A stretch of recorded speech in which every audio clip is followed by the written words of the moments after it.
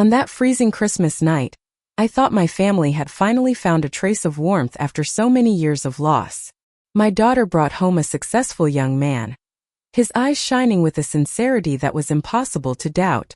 But then, with the utterance of a single name, my entire world shattered. His father, he was the very man who had destroyed my family, driven my husband to despair, and left my daughter and me drowning in years of grief. I froze. My daughter burst into tears. The young man stood there, stunned, caught between love and the weight of a past he had never lived. What was I to do? Stand up and protect my child, tearing this love apart, or let go and allow her to decide her fate, even if it means my heart would be torn open all over again?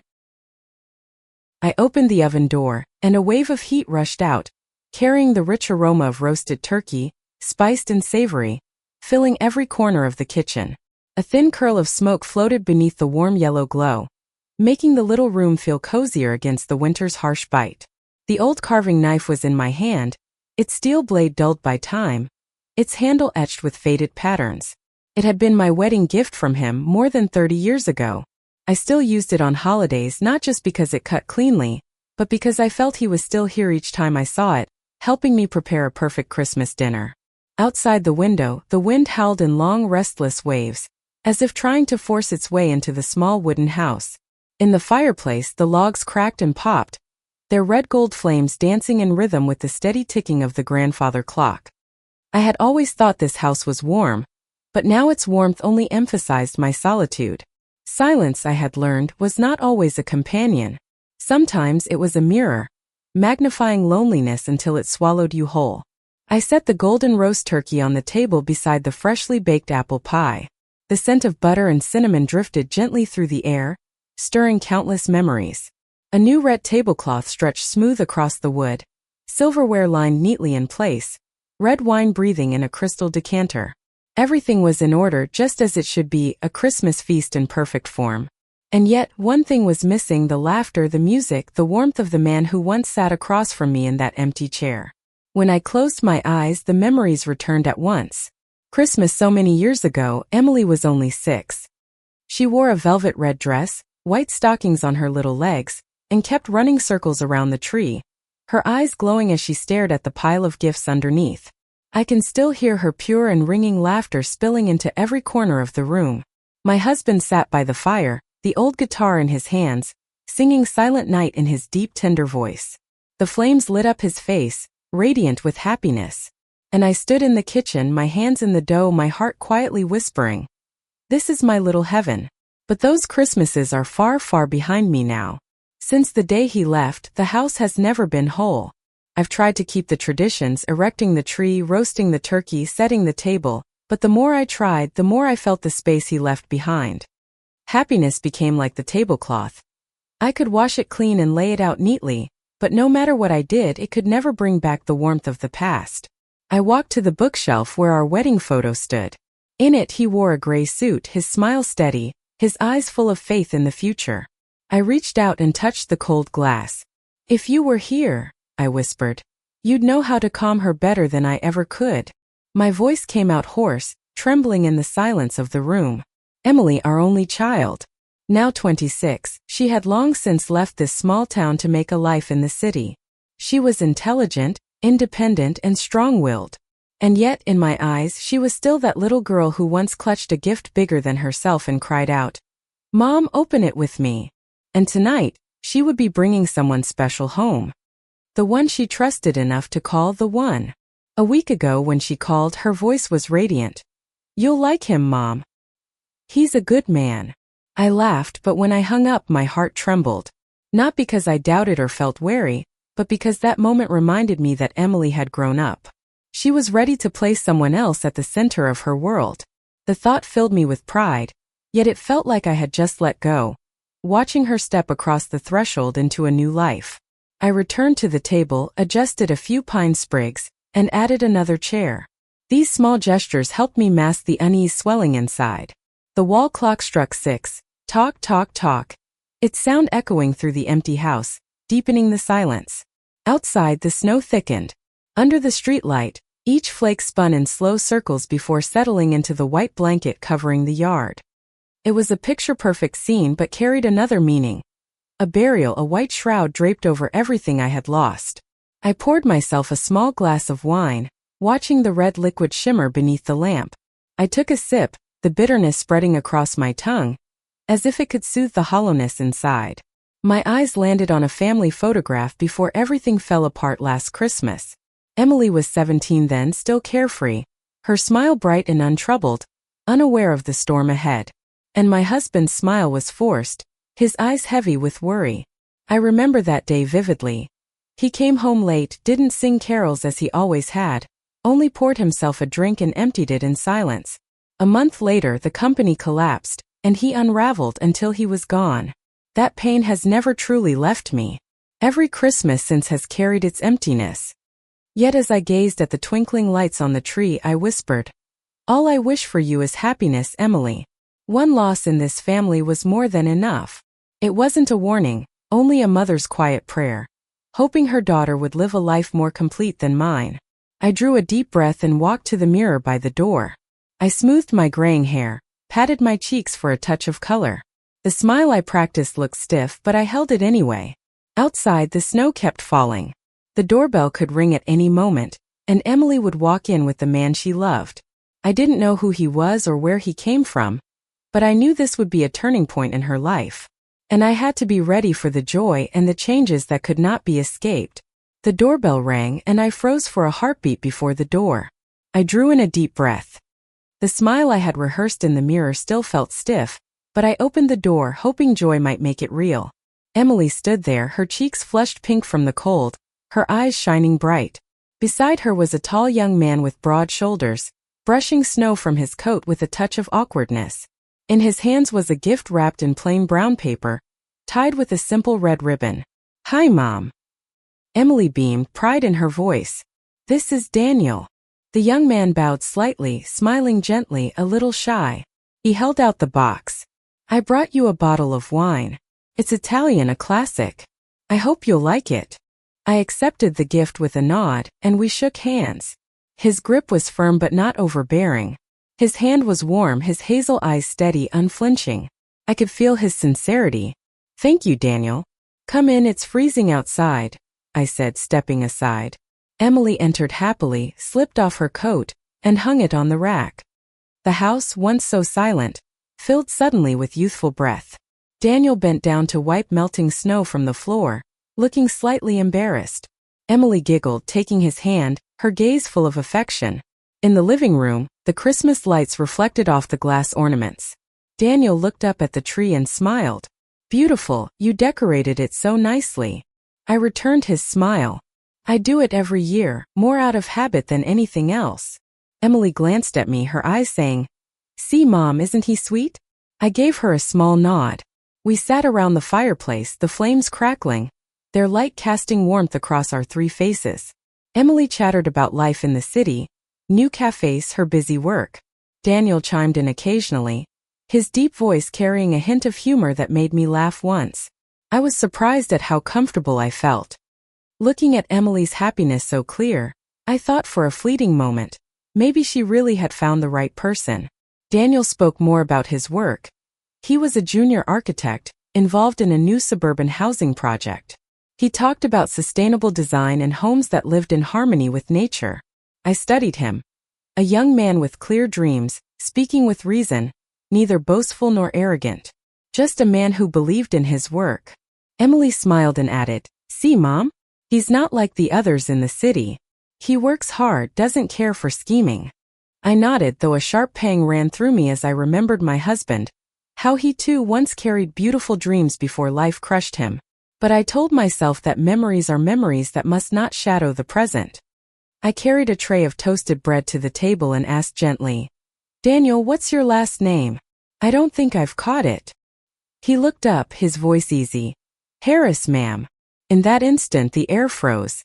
The knife in my hand trembled, a piece of bread slipping from the tray. My heart pounded. I bent to pick it up, forcing a smile.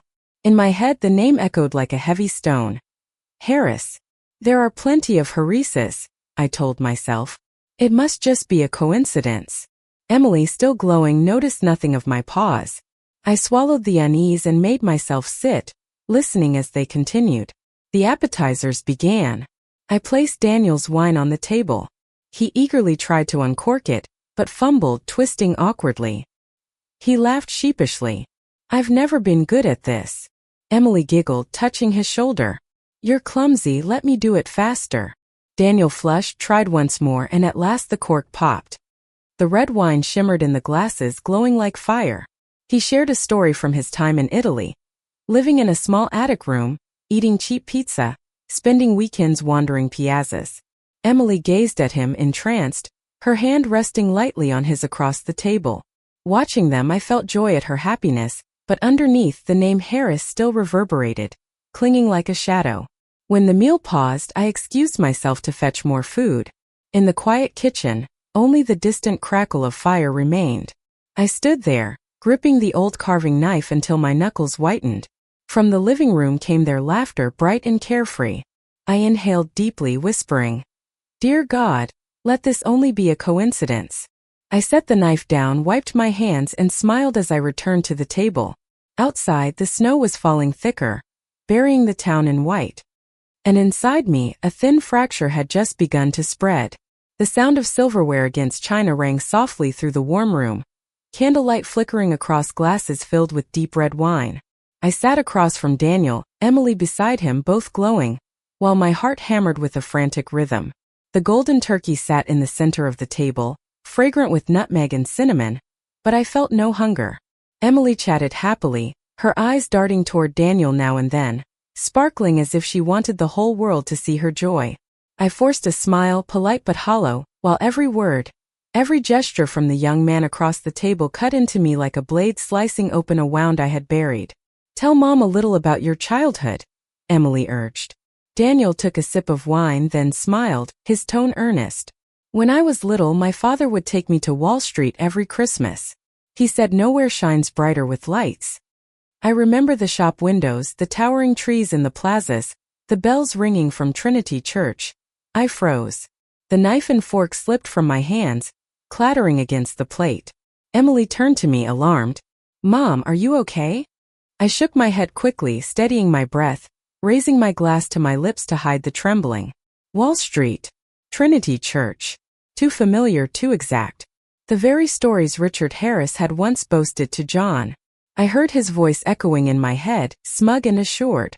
The memory crashed over me. One winter night long ago, John had come home pale, trembling, a stack of papers clutched in his hand. He laid them on the table, his eyes hollow with despair. "I trusted him, Margaret. Richard swore it was solid, promised everything, but it's all gone." I can still hear the thud of his fist against the wood, the strangled sob caught in his throat, his bloodshot eyes ready to burst. I had tried to wrap my arms around him, but all I felt was the sharp sting of alcohol and the weight of helplessness drowning the man who had once been my strength. That scene never left me, and now, hearing the son speak, the past surged back, raw and merciless. I forcefully set my glass down, keeping my voice as steady as possible. "What does your father do, Daniel?" He answered without hesitation. "Finance. Investments." But I chose a different path. "Architecture feels like I'm contributing to the world." I nodded, but my hand clenched into a fist so tight the knuckles whitened under the table. "Finance. Of course. There could be no mistake." Emily cut in quickly, her voice bright. "See, Mom? He's nothing like his father. He believes in real values." I stretched a smile across my lips, but inside the words told like bells. Finance, Wall Street, Trinity. Each piece snapped into place, forming the picture I had prayed would never appear. Daniel kept speaking, his eyes alight as he described community projects. "I once joined a student group building low-cost housing, seeing a small family move into their own home because of something we built." Emily squeezed his hand, her face glowing with faith in him. My chest ached. John, too, had once believed in honest work, in a clean future, until he was dragged into the snare Richard Harris had spun. I drew a long breath, but another memory pierced through, sharp and merciless. That last Christmas with John. The tree still sparkled, the table was set with every dish, but he sat motionless, his eyes vacant. Emily, just 17, asked innocently, "Dad, why aren't you eating?" John patted her head, forced a smile, but his eyes were rimmed red. He lifted his glass, drained it, then fell silent. I sat beside him, clutching his hand, but it was cold, lifeless, stripped of the strength I had once leaned on. That night I knew, though no words were spoken, that I was already losing him. A few months later my fear became true. That image has never healed, and now, with Richard's son sitting across from me, the wound bled fresh. Then I noticed the glint on Daniel's wrist. A classic watch, round-faced, with a worn leather strap polished by years of care. My breath caught when I looked closer. Near the crown, 2 small letters engraved RH. I blinked hard, certain I must be mistaken, but the candlelight exposed it. Emily's voice broke the silence, brimming with delight. That watch was a gift from Daniel's father. He always keeps it with him like a keepsake. I turned my face away, my chest tightening. There was no mistake. Richard Harris had once flaunted that very watch to John at a gathering. I remember him declaring, smug and proud, "Custom-made, my initials engraved. No one else in the world has one." And now it gleamed on his son's wrist, right before my eyes. Daniel didn't notice the change in me, still easily pouring wine. His voice was low and steady as he spoke of his childhood. "My father always taught me that money could buy everything.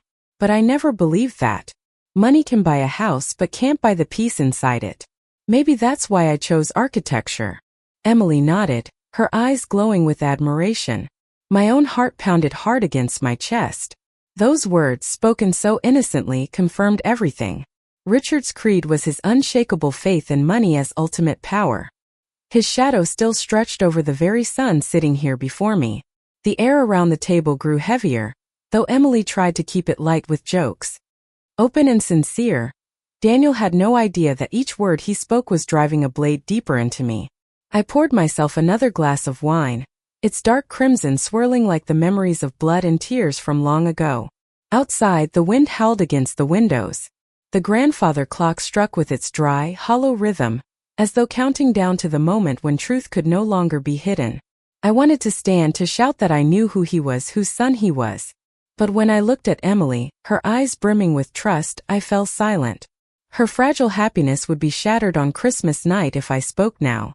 I excused myself, retreating to the kitchen for more pie. My hands shook as I set down the tray, the oven's heat failing to thaw the chill inside me. On the shelf, John's photograph smiled softly back at me. I touched the cold glass, whispering, my voice breaking. "Something's wrong, my love. I can feel it." Then I drew a long breath, forcing a strained smile onto my face before returning to the table. From the living room, Emily's laughter and Daniel's deep voice drifted through. But inside me the sky had already darkened with storm. The meal pressed on under its invisible weight. The faint clatter of cutlery against plates mingled with the steady beat of the clock, like the overture to a play about to reach its breaking point. Emily was still smiling, unaware of the undercurrent pulling tight around us. She leaned toward Daniel, her voice gentle but urging. "Tell Mom more about when you were little. I want her to know you." Daniel smiled faintly, his gaze drifting into the distance, touching memories long dusted over. "Back then, my father often took me to his office during the holidays. I could see the city glittering, endless streets of light from the high floors. Inside that wide room, he sat in his leather chair, phone pressed to his ear, papers piled across the desk. He talked about investments, about the market, things I couldn't understand. All I remember was the loneliness, sitting there silently, waiting for him to finish so we could go home. For me, Christmas wasn't candy or carols, only numbers repeated repeatedly, and there was the cold silence of that room. Margaret's hand clenched around her knife, the scrape of metal against porcelain ringing sharp, startling Emily. "Mom, are you okay?" Margaret drew in a deep breath, nodded stiffly, lifting her glass to her lips to mask the tremor. But in her mind, one word echoed: relentless investments, dragging back memories she had fought so long not to remember. Unable to endure the torment any longer, Margaret set her glass down, her eyes fixed on Daniel. She saw his steady shoulders, his honest face, utterly unaware that every word he had spoken had torn deeper into her wound. Her voice came out hoarse, trembling yet resolute. "Daniel, what is your father's name?" Emily froze, startled, looking from her mother to him. The young man hesitated, pressing his lips together as though bewildered at being asked such a thing in what should have been a warm family dinner. At last he lowered his head, his voice quiet but clear. Richard Harris." The room turned to ice. The pendulum clock struck, each hollow note reverberating like a weight. Emily's lips trembled. "What's going on, Mom?" Margaret laid down her silverware, her hands shaking too violently to hold on, her vision blurring with tears that threatened to fall. Hearing Daniel speak the name aloud, Margaret felt her body lock, her breath caught tight in her chest, her throat dry as stone. The words burst out of her, raw and broken, a cry from the abyss. "Richard Harris, that name killed my husband." The fragile air at the table shattered.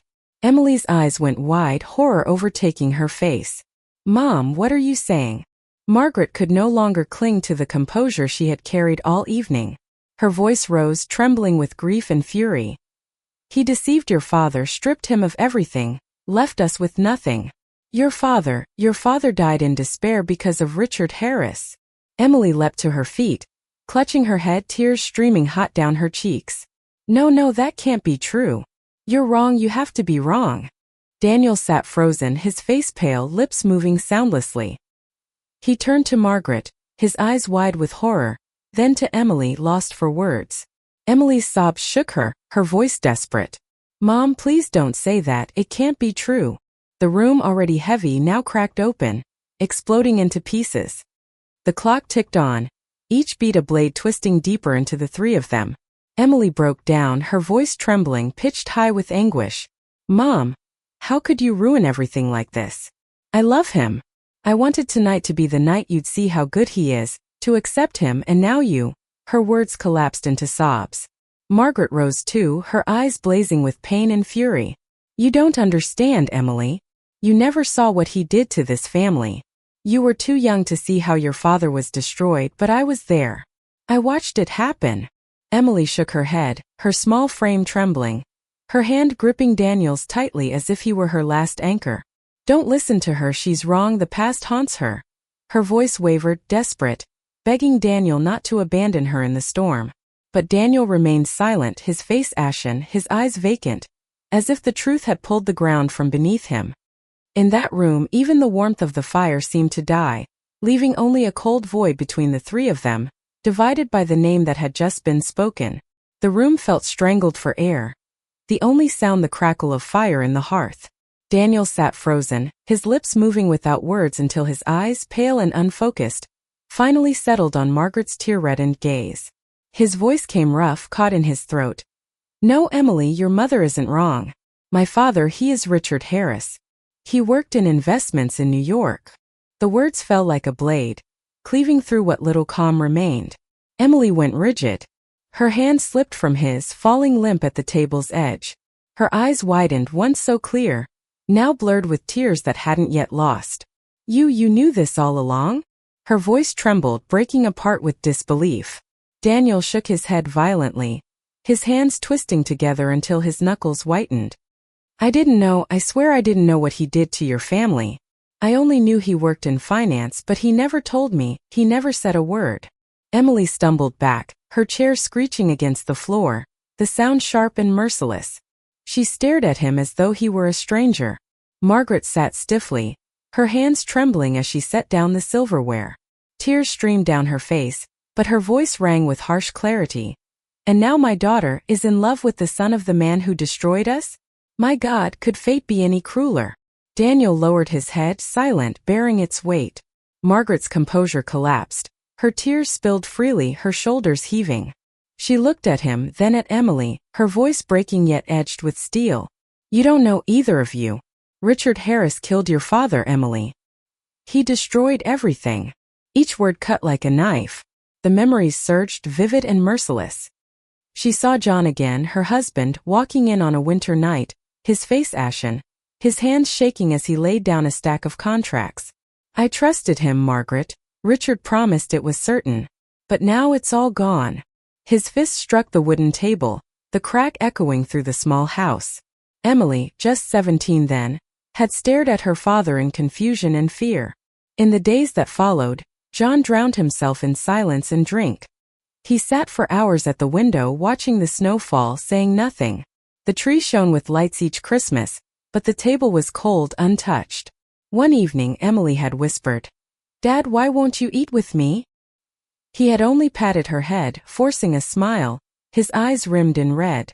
And then one winter morning he collapsed, the stroke ending everything. Margaret drew in a shuddering breath. That was the price this family paid for Richard Harris's lies. Emily sat motionless, her face drained of color, every trace of laughter gone. Daniel buried his head in his hands, whispering in despair, "God, I never knew. I never knew what he'd done." The present table blurred for Margaret, dissolving into the past, turkey, red wine, candlelight, all of it no more than a fragile shell covering a grief that had never faded. Emily broke into sobs, shoving her chair back before bolting from the table. The scrape of wood against wood tore through the air, already suffocating with tension. Why him? Why us? Her voice cracked, shattering in the small room. Her footsteps thundered up the stairs, the bedroom door slamming shut, leaving behind a hollow silence that swallowed the house whole. Daniel rose abruptly, his face drained of color, his eyes raw and burning as if carved open. He looked at Margaret, his hands trembling, his voice breaking through hoarse and uneven. "I'm sorry, I didn't know. I'd rather lose everything than be the cause of Emily's pain." His words, earnest yet helpless, dissolved into the stillness. Margaret sat unmoving, her hands limp in her lap, her shoulders quaking in the candlelight. Tears streamed down her cheeks, her gaze filled with both strangled fury and an ache too deep to name. The turkey lay untouched on the table, its golden skin gone cold. The bottle of wine had tipped, red spilling across the tablecloth, spreading like blood, seeping toward the edge, and dripping onto the frozen floorboards one by one. It looked like a painting of grief, the ruin of 3 lives reflected in every detail. Daniel stumbled toward the hall, intent on following Emily. But as his hand touched the doorknob, he stopped. Turning back, his eyes met Margaret's, heavy with torment. "I know you hate my father, but please don't let Emily bear his sins. I am not him." His voice cracked, desperate, before falling into silence. Then he opened the door. A rush of icy wind stormed inside, snuffing out the hearth's flame. His figure vanished into the swirl of snow, swallowed by the white void of Christmas night. The door closed. The wind still screamed outside, while Margaret remained alone in the darkened room. She looked at the Christmas tree, its lights blinking red and green, but their glow no longer carried any warmth. She felt herself splinter into 1,000 shards, hollow and numb. The grandfather clock struck 12, each chime a weight that pressed deeper. Christmas had come, not with reunion and joy but cold heaviness and shadow. Above, Emily's hurried steps beat against the stairs, each thud like a drum pounding against Margaret's chest. The slam of the bedroom door shook the frame. Then silence fell, thick and final. Downstairs, the echo of the front door still lingered, a draft seeping through its cracks, whistling with a frozen note. The faint roar of an engine came from beyond the house, starting, then fading into the snowy street until it was gone. Margaret stood rooted, her hand gripping the back of a chair, her voice barely a whisper. "Emily." But only the steady pendulum answered. The table lay exactly as it had been. The turkey cold, the candles burned to stubs, the wine stain spreading across the cloth like a grotesque blossom. The house was drenched in silence, a silence so heavy Margaret felt she had lost both of the people dearest to her, all at once. Margaret carried a thin blanket as she strolled down the upstairs hallway. The wooden floor creaked beneath each step. She stopped before Emily's door and knocked softly, as if afraid a louder sound would push her daughter further away. "Do you need some water?" Her voice trembled, catching in her throat. From inside came a hoarse reply. "No, just leave me alone." Margaret rested her forehead against the door, her hand tightening on the blanket's corner. "I'll be right here," she whispered. Silence lingered. Then Emily's voice rose again, faint and weary. "Tonight, please don't say anything more." Margaret closed her eyes and inhaled deeply. She knew if she pressed further, everything would only splinter more. Stepping back, she lifted her gaze to the glow of the Christmas tree below, its flickering colors casting shifting patches of light across the ceiling. Her hand slowly released the edge of the blanket, letting it fall at her feet. She turned away, giving her daughter the space she needed. In the living room, Margaret halted when she saw a black leather glove lying on the chair. She picked it up, her hand trembling, the warmth of Daniel's presence still clinging to it, as though he had only just left. She thought of taking it upstairs to Emily, then stopped. No, better to give the girl time. She quietly gathered the silverware at the table and straightened the toppled glasses. The red wine stain remained. She held a cloth but paused, choosing not to erase it. A part of her wanted it left, a reminder, proof of what had erupted here tonight. Shame flickered inside her for the fury she had unleashed in front of her child, for stripping everything bare. But then another voice rose within. If I hadn't spoken, who would protect Emily? A flash of memory cut through. John's shaking hands clutching debt papers, sweat dripping from his brow. Margaret looked down at her hands, trembling as they wrung the cloth.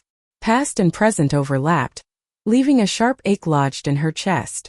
She lowered herself into a chair and exhaled. The room was hushed, filled only with the crackle of the fire, the whistle of wind through the doorframe, and the clock's steady tick. She poured a glass of water, not wine, and drank slowly. Setting it neatly back on the table, she felt the small act restored a measure of control. In her mind a question rang. Am I trapping Emily in my past? Her eyes lifted to the wedding photo on the wall. It still shimmered with youth, John smiling confidently beside her younger self. She whispered, her voice husky. I did everything I thought was right, but maybe what's right for me isn't right for her. A single tear slid down her cheek, hot, yet strangely easing the weight in her chest. The glow from the tree reflected in the glass, making John's face appear to nod, silently watching over them still. Margaret folded Daniel's glove neatly. She opened the gift box of wine he had brought earlier, placed the glove inside, and closed the lid. A small act, but one laden with meaning. Daniel had left his trace here, yet now it was tucked away, hidden from sight.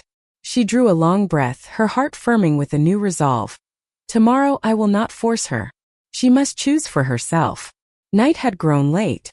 She dimmed the lamps, leaving only the blinking lights of the Christmas tree. Their shifting colors painted the room in quiet hues, softening the hardened stain on the tablecloth. Margaret sat upright in her chair, eyes still damp but her face calmer, as though the storm had passed and left behind a bare stretch of ground for healing to begin.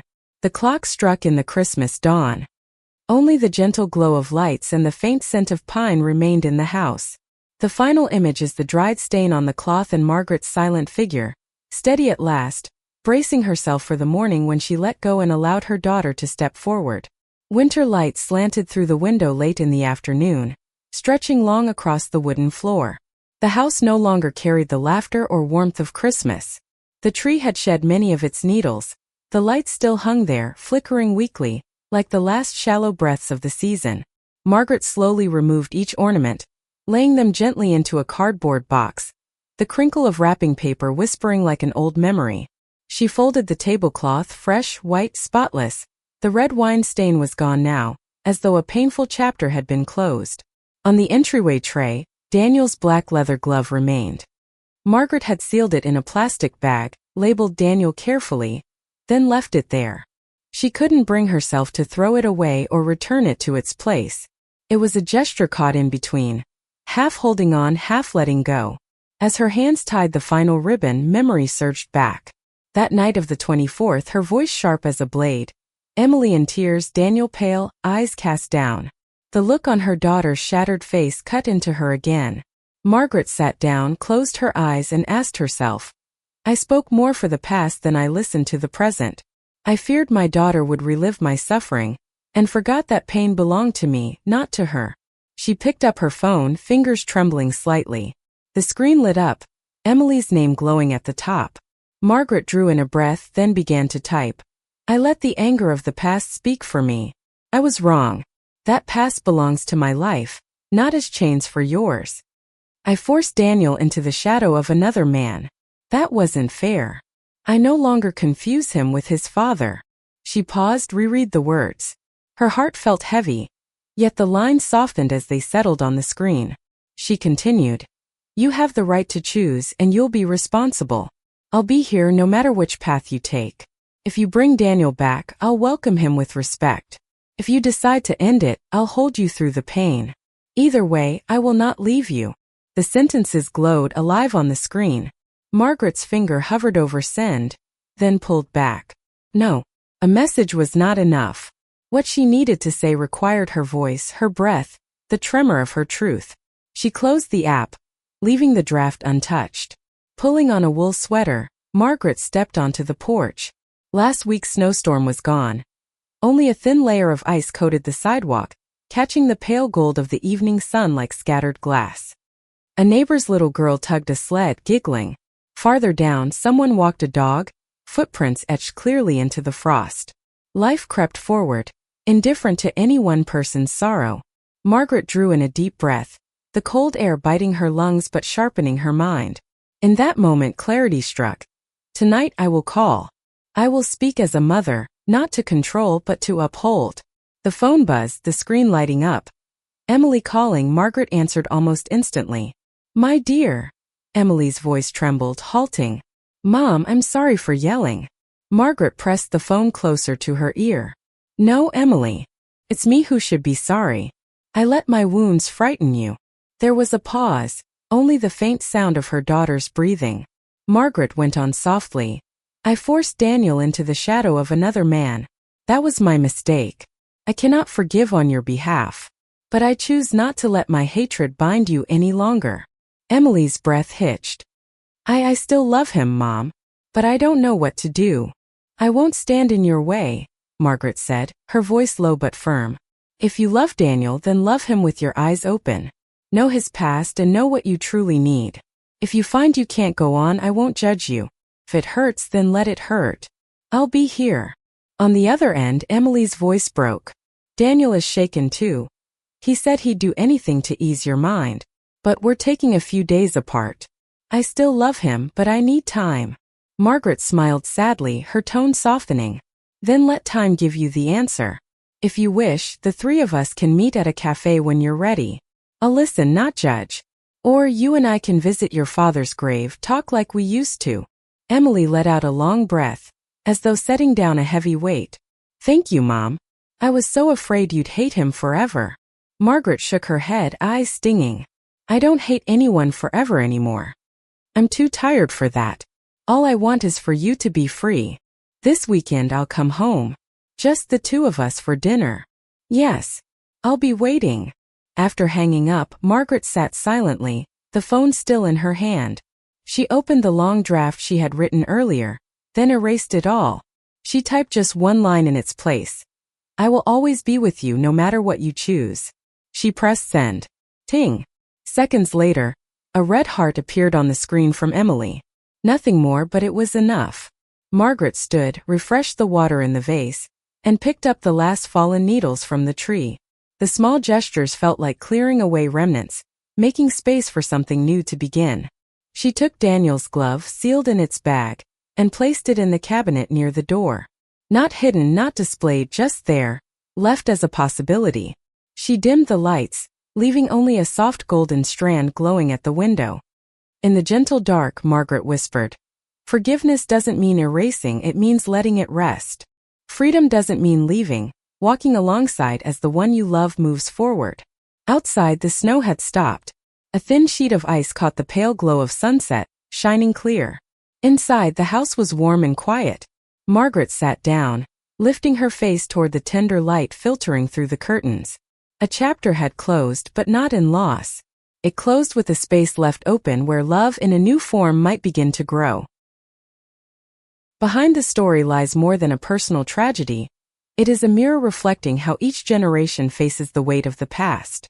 Margaret, the mother, carried her pain for a lifetime, and without realizing it, tried to place that same fear upon her daughter.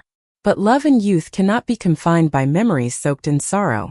The true power of the story comes from the shift, from anger and resentment to release and understanding. Forgiveness does not mean forgetting. It means learning to place pain where it belongs, so it no longer controls the present. Emily's love for Daniel may still face many trials, but the lesson is clear. Every person deserves to be seen for who they are, not judged through the shadow of their family's history. And a mother's love, if it is intense, is not about control. It is about being a steady anchor, giving her child the freedom to choose and to grow. This is the modern message the story carries. Parents cannot live life on behalf of their children, but they can walk alongside them on the journey. Suppose you have faced generational conflicts or struggled between memory and the present. In that case, I hope this story speaks to you. Tell me in the comments. If you were Margaret, what would you do? And if you were Emily, what choice would you make? Don't forget to like and share this story so it reaches more people, and subscribe so you won't miss the next ones, where each page offers a lesson for us all to reflect on together.